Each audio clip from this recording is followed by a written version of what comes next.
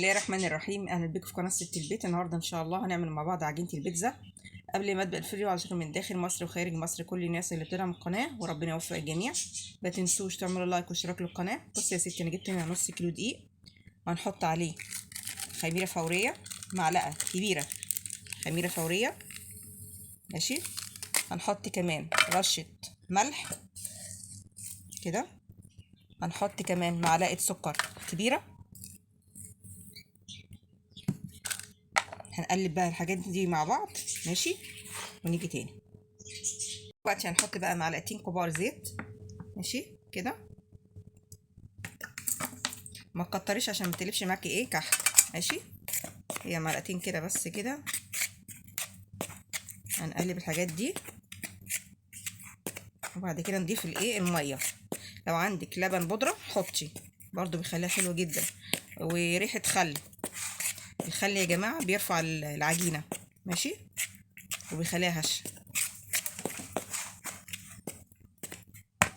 هنضيف بقى الميه، كده، ماشي. ما تحطيش كتير عشان ايه، ممكن ما يكونش عندك دقيق تزوديه.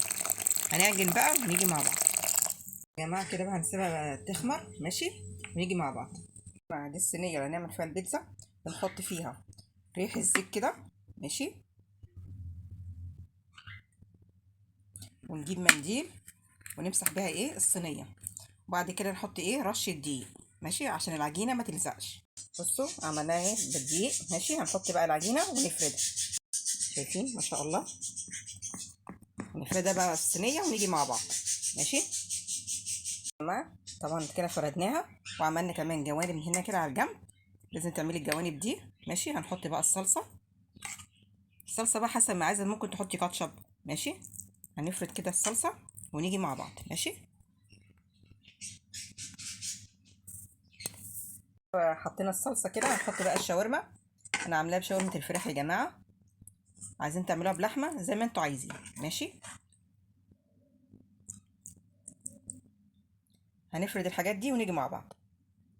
فردنا الشاورما، هنحط بقى الجبنه الموزاريلا وندخلها الفرن يا جماعه. ما شاء الله قربت تستوي كده، خلصت ما شاء الله، شايفين؟ وبألف هنا وشفا.